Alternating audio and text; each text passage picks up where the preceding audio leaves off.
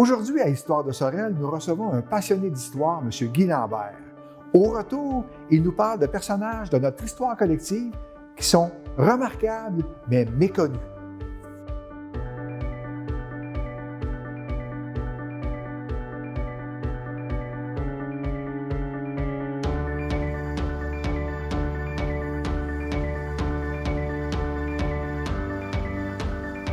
Guy Lambert, bonjour. Bonjour.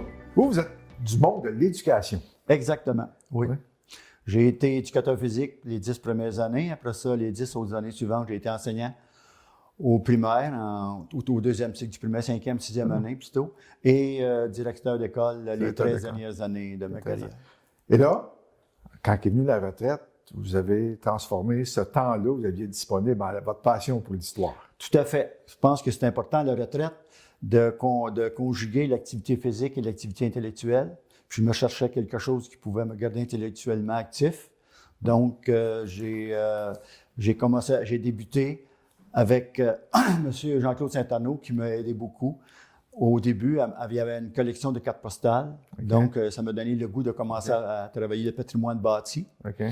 Puis après ça, j'ai enchaîné avec Mme Louise Deschenaux, qu'on a fait 19 volumes sur le patrimoine bâti. 19 volumes? Exactement. Malheureusement, elle est décédée récemment. Okay. Donc, on avait une belle complicité ensemble. Puis, on a travaillé 6 ans ensemble pour faire ces 19 volumes-là. Okay. Ça ne peut pas être publié parce qu'on n'a pas nécessairement les copyrights de ça et tout. Okay. Les droits d'auteur. Les droits d'auteur, exactement.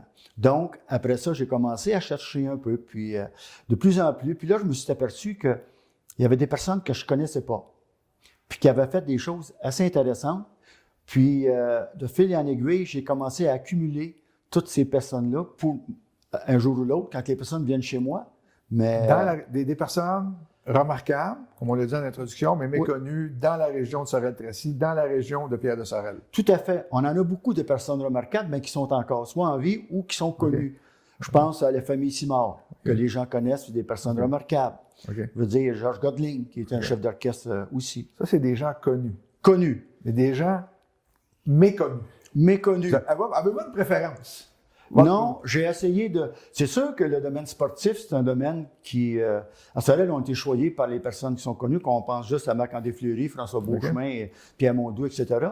Mais dans le domaine musical, dans le domaine au niveau des réalisations personnelles, dans le niveau ingénierie, il y a bien des gens qui ne savent pas tout le potentiel qu'on a eu à Sorel. Et je pense que c'est important parce qu'à Sorel, on a une... Malheureusement, on pense qu'à Sorel, il y a juste eu marine, puis les grosses industries, mais depuis plusieurs années, on a des personnes qui ont né à Sorel ou qui ont vécu à Sorel, puis qui ont réalisé des choses remarquables. Parce que dans la liste qu'on a discutée au départ, un des premiers m'avait mentionné Pierre-Joseph Arthur Cardin. Tout à fait. Qui était-il? Pierre-Joseph Arthur Cardin, à mon avis, c'est la personne la plus importante qu'il n'y a jamais eu à Sorel. OK. Juste pour vous donner une idée, lors de son décès, la première page du journal... En 1946. Octobre 1946, il est né en juillet 1879. C'est marqué dans la page, Sorel perd son plus grand artiste, pas artiste, mais son plus grand... ambassadeur sorelois, en première page. Donc, c'est un M. Cardin, à l'âge de 16 ans, il a lâché ses études parce que son père était charpentier menuisier. Puis, son père en avait besoin, donc, dans ce temps-là, on allait travailler jeune. 2 ans plus tard, les études lui manquaient, il est retourné aux études. Puis là, avec un professeur privé, il a rattrapé les 2 années parce que c'est un homme excessivement brillant. Donc, il a rattrapé les 2 années qu'il avait perdues avant, de 16 ans à 18 ans. Là, après ça, il était avocat. Après ça, en 1908. En 1911, il est tombé député du Parti libéral sous Mackenzie King jusqu'en 1942. Okay. Il a été élu année après année. Successivement. Puis en 1942, il a démissionné parce qu'il était contre la conscription de Mackenzie King en 1942 pour envoyer les soldats canadiens à la guerre. Toujours député pendant toutes ces années-là de la région de Pierre-de-Sorel, Richelieu, Sorel-Tracy. Tout à fait. Qu'est-ce qui l'a rendu une personne si importante pour la région? C'est qu'il était ministre des Transports, il était ministre des Pêcheries, ministre des Travaux publics et ministre de la Marine et des Pêcheries. C'est là exactement que quand il y a eu le ministère de la Marine, c'est là qu'il a donné des contrats au chantier naval de la région de Sorel. Qu'on pense au chantier du gouvernement, chantier Manceau, Marine Industrie, un peu plus tard. On était directement branchés. Tout à fait. On était directement branchés sur le gouvernement fédéral. Sur le pouvoir. Et le gouvernement fédéral avait beaucoup de bateaux à construire dans ce temps-là. La voie maritime, elle se développait de plus en plus. Donc, les entrepreneurs d'ici, en chantier maritime, ont eu beaucoup de contrats qui a fait qu'en quelque sorte, Sorel est devenu ce qu'il était. Non, en réalité, on parle souvent des Simard. Oui. Mais les Simard, sans M. Cardin, ah non, absolument. Ça serait peut-être pas devenus ce qu'ils sont devenus. Tout à fait. Tout à fait. C'est monsieur Cardin qui a fait que la famille des Simard a eu des contrats. Okay. Donc, c'est l'allumage, la bougie d'allumage de tout le développement économique qu'on a eu à Sorel. Okay. C'est un homme excessivement riche à la fin. Okay. Il avait un bureau d'avocat, je pense. Il était avocat aussi. Non, mais il avait un bureau d'avocat. Un bureau d'avocat, mais il était ministre aussi. Donc, quand il était ministre, il ne pouvait pas nécessairement être avocat, mais il n'a pas été ministre toute sa carrière. Au début, il n'était pas ministre. C'est vers les années 1928, en commençant, qu'il était ministre. Puis c'est là qu'il y a eu une grande influence au niveau du gouvernement Mackenzie King. Okay. C'est lui, juste pour vous donner une idée, c'est lui qui a fait changer la monnaie canadienne. Qui est devenu? Ouais. Avant, il y avait un billet de banque francophone et un billet de banque anglophone. Donc, lui, il a jumelé les deux ensemble pour faire un billet de banque bilingue. Okay. Donc, c'est lui, en 1935, qui a fait faire ça. Juste pour vous donner une idée. C'est bon. Il était d'une générosité sans bon sens. Sur son bureau de ministre, sa secrétaire avait un pot avec des 50 sous. À chaque fois qu'un citoyen venait parce qu'il était en difficulté financière, il donnait 50 sous à chaque personne qui allait le voir. Puis entre Noël et le jour de l'an, il offrait une paire de souliers à tous les pensionnaires de l'orphelinat de Sorel. Fait qu'on voit tout ça. Donc, c'est quelqu'un de généreux aussi. Très généreux. C'est pas quelqu'un qui n'a travaillé que pour lui, là. Tout à fait, non. Il est né à Sorel, il est décédé à Sorel, à la maison qui est connue comme le château des Simard à Saint-Anne-de-Sorel. C'était sa maison avant la maison des Simard. C'est M. P.J.A. Cardin qui restait là. Avant d'aller à notre personnage suivant, selon mes notes de lecture, les notes d'entrevue, il y a un mont Cardin en Colombie-Britannique. Il y a un mont Cardin? Oui. Ah, je ne sais pas, probablement, ça se peut que ça soit en son honneur. OK, oui, il y a le mont Cardin qui est en son honneur. Qui est en son honneur en Colombie-Britannique. Ah, bien, regardez. Juste pour vous donner une idée de l'importance que cet homme avait. Puis en 1928, ils ont fait un classement des personnes, les Canadiens français les plus influents à leur race. Dans les 20 personnes au niveau du Canada, P.J.A. Cardin est le 4e. Le 4e. Il ne faut pas oublier, là, il y en avait d'autres. Le maire Gouin, il vient de Sorel aussi. Camillien Houd, maire de Montréal, il était devant ces personnes-là, en ordre de priorité. Donc, d'après moi, c'est la personne la plus importante. Tout un personnage. Puis je pense qu'il a fait une influence, la grande influence de la ville de Sorel. L'autre personnage, on va aller dans le domaine culturel, le deuxième personnage que vous m'avez mentionné, qui pour moi a été une découverte, c'est Pierre-Joseph non, je m'excuse, Jacques Baudry, je m'excuse. Il n'y a pas de problème. Ça a été Jacques Baudry, j'ai regardé dans ma liste, ça a été Jacques Baudry. Un chef d'orchestre, un musicien extraordinaire. On parle souvent des chefs d'orchestre qu'on connaît. Je pense à Stéphane Laforêt, Georges Yodeling. Mais là, on tombe dans une toute autre dimension. Parce que M. Baudry, lui, était reconnu mondialement. Il était chef d'orchestre à l'Orchestre symphonique de Québec, l'Orchestre symphonique de Montréal, le Toronto Symphony Orchestra, l'Orchestre métropolitain de Montréal, l'Orchestre symphonique d'État de l'URSS à Moscou, l'Orchestre philharmonique de Leningrad à Saint-Pétersbourg et l'Orchestre de l'Opéra de Paris. Il a fait 150 représentations à l'Opéra de Paris. Il a été invité à l'ouverture de l'Opéra de Varsovie. C'était le seul chef d'orchestre qui a été invité à l'ouverture de l'Opéra à Vienne. Un petit gars de Sorel. Oui, un petit gars de Sorel. Exactement. Il est né en octobre 1924 à Sorel. Donc, on s'aperçoit que, je veux dire, il y a des gens qui ont eu des carrières exceptionnelles, mais qui ne sont pas connus. c'est pour ça que ça m'a attiré quand j'ai commencé à faire. Je trouvais, puis là, j'ai été sur Internet beaucoup. Je pense aussi qu'il y a 2 personnes qui ont aidé là-dedans. Bien, un organisme et une personne. Je pense à Mme Louise Pelletier, qui souvent, sur Internet, nous demande des personnes qui ont fait des choses assez remarquables, surtout présentement au niveau des femmes. Puis tantôt, on va en venir à une personne que je connais, Flore Lambert-Goulet. Puis il y a aussi la Société historique. Parce que depuis le 13 août 1857, la Gazette de Sorel, qui était éditée par Georges Isidore Barthes, qui est un personnage aussi très fascinant. Et on peut retracer depuis 1857 tous les personnages, d'abord les journaux, tout ce qui se passait. Je n'ai pas fini, c'est innombrable. Donc, on a un potentiel de beaucoup d'émissions. Ah, je ne sais pas. Je ne sais pas, mais en tout cas, pour aujourd'hui, on en a quelques-uns, on en a 7 ou 8. Il y en a d'autres. Quand je parle de Georges Isidore Barthes, c'est tout un personnage. Là, je vais vous amener un autre que je ne connaissais pas. Normand Cournoyer ou... Normand Cournoyer. Tout un personnage, ça aussi. Normand Cournoyer, son surnom, c'était Marcel Sémard. Personne ne connaît Marcel Sémard. Non. Ça, c'est un domaine sportif qui n'est pas tellement connu pour les Sorellois. C'est un lutteur. Un lutteur qui a lutté aux États-Unis, qui était considéré comme un des 4 meilleurs lutteurs au monde. Dans la catégorie midget. Il a lutté à Los Angeles, à New York, à Chicago, à Détroit, Denver, Colorado, Houston, Dallas. Puis, personne ne connaît ça. Normand Cournoyer, il n'est pas plus sorellois que ce nom-là.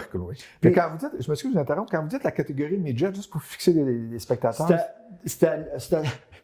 Juste pour vous donner une idée, je vais vous dire ses mensurations. 4 pieds 10 pouces, 110 livres. Donc, il y avait une catégorie midget, puis qui attirait les foules. Donc, lui... C'était pas un gros gabarit. Pas tellement, à 110 livres, 4 pieds 10 pouces. Mais c'était reconnu à travers l'Amérique du Nord, un petit gars de Sorel.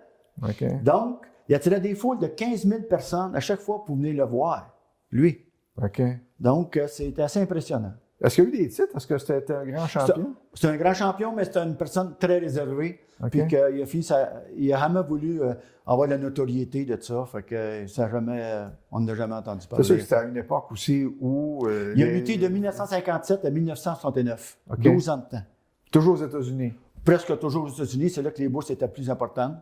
Puis il est revenu dans son patelin, mais comme incognito un peu, il est assez réservé. Il serait quoi, décédé? Probablement, il luttait de 57 à 69. Normalement, il devrait être décédé, mais je n'ai pas plus d'informations. Une autre que vous allez nous éclairer, Flore Goulet. Bon. Flore Goulet, ça, c'est Flore Lambert-Goulet. Elle a été la présidente de l'Association des coiffeurs en 1950.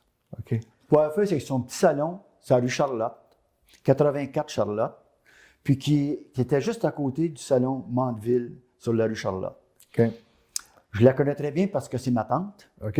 Puis, juste pour vous donner une petite idée, elle est morte à 93 ans, puis elle a coiffé jusqu'à 92 ans et demi à peu près. Elle était tout petite.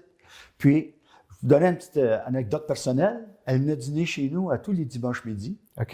Puis, ça faisait drôle parce que quand on avait 10, 12, 13 ans, elle venait dîner chez nous. Puis nous autres, elle nous disait tout le temps, je viens de recevoir un téléphone de Mandeville, il faut que j'aille coiffer un mort. Fait que, à coiffer des morts. Mandeville était un entrepreneur en pompe funèbre. C'est ça. Fait que M. Gilles Mandeville l'appelait et disait, mais Flore, j'ai des morts à coiffer après-midi, là.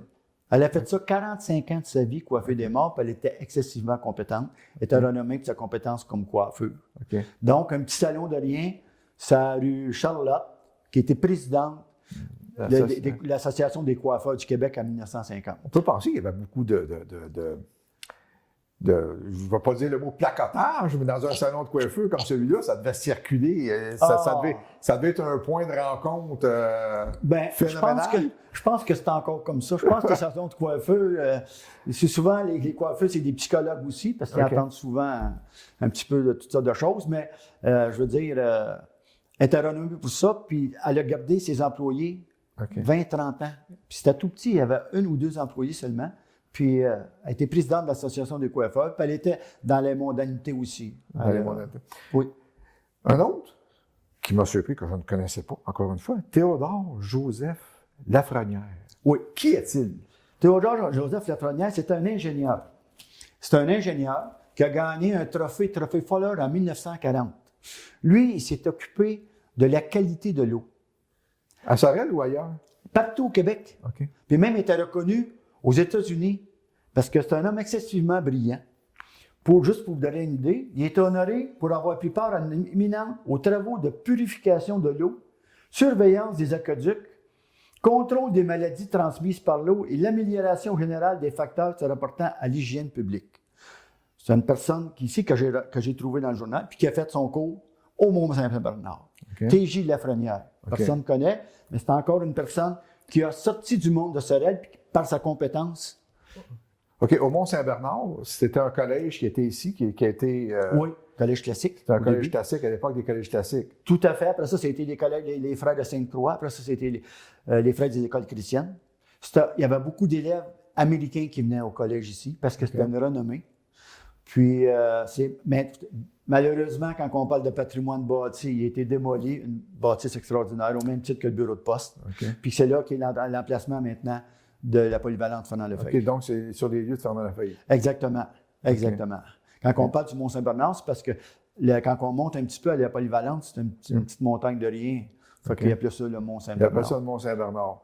Donc, ingénieur civil réputé en matière de contrôle des maladies au niveau de l'eau. De contrôle des eaux. Tout à fait, tout à fait. Renommé aux États-unis et au Canada. Mais pourquoi lui vous a attiré? On passe cet exemple-là. Pourquoi ce personnage-là vous a attiré? Parce que je ne pensais pas qu'un Sorellois comme ça, quand on parle des nouveaux domaines, contrôle de l'eau, purification de l'eau, c'est rare que c'est un domaine qui est assez particulier. J'ai essayé aujourd'hui de mettre une coiffeuse, un lutteur, puis j'ai regardé qui était un avocat au niveau politique. Là, c'est au niveau de l'ingénierie. J'ai essayé de prendre des domaines où, au niveau de Sorel, on a rayonné partout, mais comme je vous ai dit tantôt en introduction, personne ne sait ça. Puis ça l'aide aussi, je pense, à avoir une meilleure image de notre ville. Parce que souvent, on a quelquefois tendance à un peu se dénigrer nous-mêmes par rapport à toutes les connaissances et toutes les personnes qui ont meublé notre histoire. Les personnes de qualité. Oui, absolument, absolument. Okay. Puis, je veux dire, juste pour vous donner une idée, Franklin, qui a fait ses expéditions dans le Grand Nord, il y avait plus de 30 canotiers choisis au Canada. John Franklin, c'était vraiment un explorateur d'eau. Sur les 30, il y avait 13 canotiers de Sorel. OK, ouais. 13 canotiers de Sorel. OK. Donc, c'est pour vous donner une idée, 13 sur 30 qui viennent de la ville de Sorel parce qu'ils étaient reconnus comme des canotiers experts. Experts et d'une endurance remarquable. On avait une bonne réputation. Tout à fait, tout à fait, tout à fait. On change. Toujours dans nos personnages méconnus. Claude Lagacé. Ça aussi, ça m'a... Écoutez, il faut que je prenne des je vais vous avouer sincèrement, je suis allé de découverte en découverte. Découverte en découverte. C'est un organisme, un maître de chapelle. Oui. Lui, il était l'auteur d'un traité pédagogique sur la polyphonie classique. On s'entend que j'ai été voir le dictionnaire. Qu'est-ce que c'est une polyphonie classique? Pas tout à fait dans ma culture. La polyphonie, c'est des chants qu'il y a plusieurs personnes qui chantent en même temps. C'est lui qui a un traité de ça. Il était l'auteur aussi. Il était organiste à la Basilique Notre-Dame. Il était professeur à l'Université Laval. Il a participé à la rédaction d'un cahier d'information sur la recherche en éducation musicale. Aussi, il a joué de l'orgue devant Jean-Paul II à la Basilique Notre-Dame de Québec. Pour vous donner une idée. Puis, il a été aussi... il a travaillé aux États-Unis, beaucoup à Woonsocket, à Toledo, puis professeur au Georgian Institute of America après avoir obtenu un diplôme de cette institution en 1960. Comme on dit, il est né à Sorel le 1er mai 1917. Donc, ça vous donne une idée des capacités d'individus. Donc, ça rayonnait. Là. Ah, tout à fait, tout à fait. Les personnes que j'ai prises là, ils rayonnent dans leur domaine particulier. Il y en a qui sont au niveau du Québec, comme Mme Goulet, puis il y en a d'autres que c'est mondial.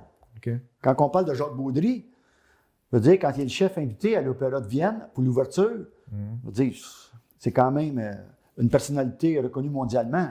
Okay. Donc, c'est pour ça que bien des gens ne connaissent pas ces personnes-là. Puis, je suis content aujourd'hui que vous m'invitiez pour faire rayonner ça à l'ensemble de la population. Okay. J'avais une question que je voulais vous poser à la fin, mais je vais vous la poser tout de suite. C'est quoi le fil conducteur de tous ces gens-là? Il nous reste encore 2 personnes à visiter, mais c'est quoi le fil conducteur de tous ces gens-là? Pourquoi vous avez mis ces gens-là sur cette première liste-là, disons-le comme ça?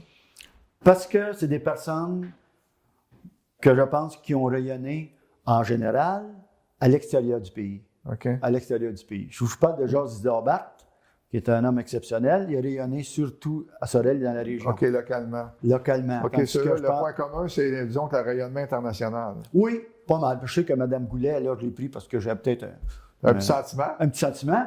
Mais les personnes, en général, c'est parce qu'ils ont fait des réalisations qui sortent vraiment de l'ordinaire. Parce que le prochain, James McCarthy.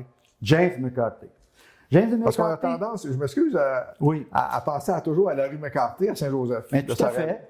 Puis c'est ça qui est important parce que James McCarthy, il y a.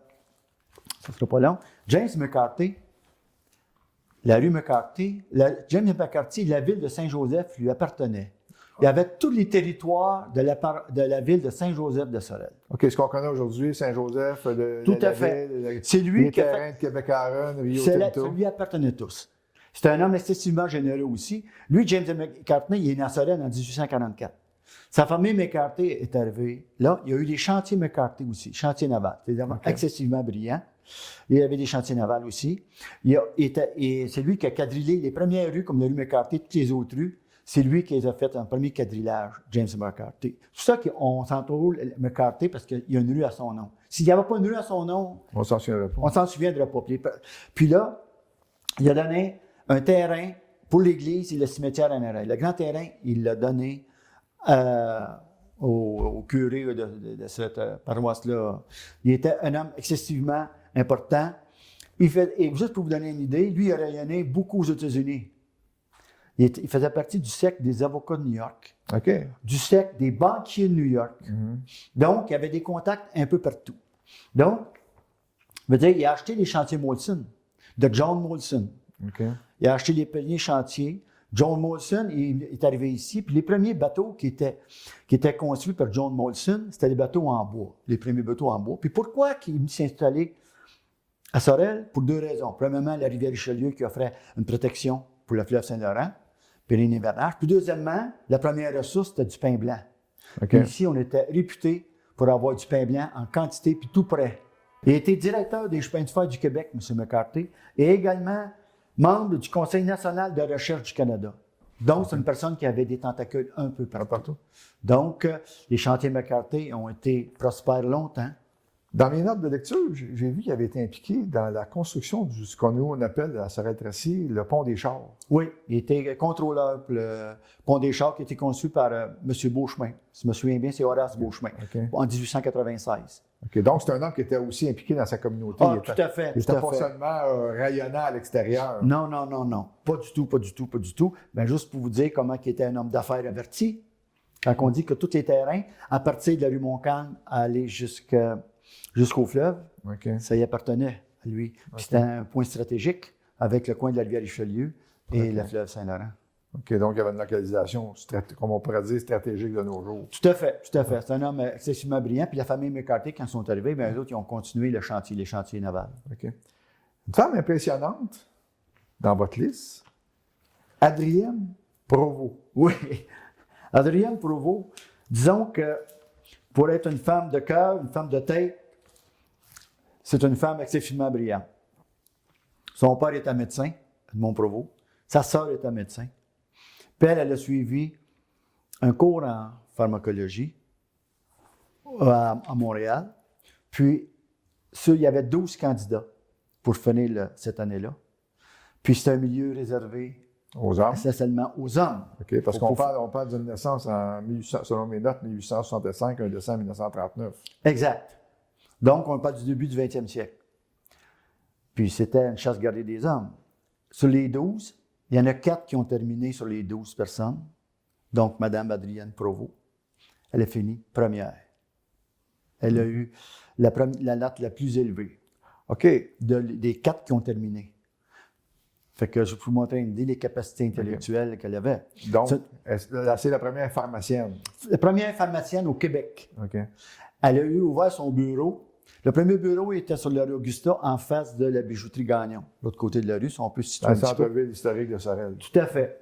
Après ça, elle est allée acheter un bureau avec son mari, qui était, je pense, c'est avocat notaire. Puis, était situé où il y a la banque Laurentienne, la Picardie avant, au coin de Prince et Georges. OK. Puis elle avait son bureau, il y avait une rotonde. Il y a des photos de ça, puis son bureau était là. Donc, juste pour vous dire comment que cette personne-là, c'est une personne brillante, puis elle avait une forte personnalité, puis elle était fonceuse pour être capable d'aller gagner face à un milieu d'hommes. Puis les tests étaient très rigoureux, très difficiles, parce qu'il y en avait juste 12, puis pas n'importe qui pouvait être pharmacien dans ce temps-là. Est-ce qu'elle a exercé longtemps? Oui, plusieurs années, une trentaine d'années environ. OK, donc ça a été une carrière pour elle. Une carrière pour elle. À une époque, il faut dire, où les femmes n'avaient pas de carrière professionnelle. Oui. Puis ses 2 sœurs ont continué à prendre le relève, à travailler avec elle, ses 2 sœurs aussi. OK. Donc, Adrienne Provost, c'est une femme exceptionnelle. OK. Pharmacienne exceptionnelle. Pharmacienne exceptionnelle. Oui. Guy Lambert, on arrive au terme de la liste. On arrive aussi au terme de cette entrevue qui était fort intéressante, qui nous a permis de connaître des gens. Est-ce que, dans un avenir rapproché, on pourra aussi avoir une autre liste de personnages tout aussi intéressants de notre histoire collective? Si on vous réinvite, c'est ça que vous allez nous dire? Bien, ça s'est bien passé ce matin. Fait que, disons que la glace est cassée. Je pourrais revenir avec encore 7 8 autres personnes qui sont décédées, comme vous voulez avoir des personnes décédées. Je pourrais revenir si ça intéresse la majorité des gens. C'est très intéressant. Écoutez, comme je vous mentionnais tantôt, c'est très intéressant. Personnellement, je n'ai qu'appris au travers des différents personnages. Tant mieux, j'espère que ça va être la même chose pour nos résidents de Sorel, puis qu'il y ait une certaine fierté de notre ville. Oui. Pour les spectateurs en général. Les spectateurs en général, puis ça continue tout le temps. Sur Internet, j'en ai toujours des personnes qui mettent nouvelles choses. Puis là, moi, ça me ressource. Puis c'est toujours en continuité. Je ne peux pas finir. Je pense que nous sommes, ceux qui sont des passionnés d'histoire, je calcule ça comme on est des archéologues. Des journées, on va travailler toute la journée, on n'a rien trouvé. Une autre journée, on va arriver et on va trouver ce qu'on veut. Puis une petite devinette en finissant, M. Donneau. Qui a été le premier blanc à fouler le sol sorelois? Le premier blanc à fouler le sol sorelois. On serait tendance à penser, je ne sais pas, Champlain. Samuel de Champlain en 1610. Bravo. Merci. En 1610. OK. Merci. Il est arrêté quelques fois en passant quand il faisait ses voyages. OK. Écoutez, Guy Lambert, on vous remercie infiniment de votre passage à l'Histoire. C'est moi qui vous remercie. C'est un plaisir. Merci.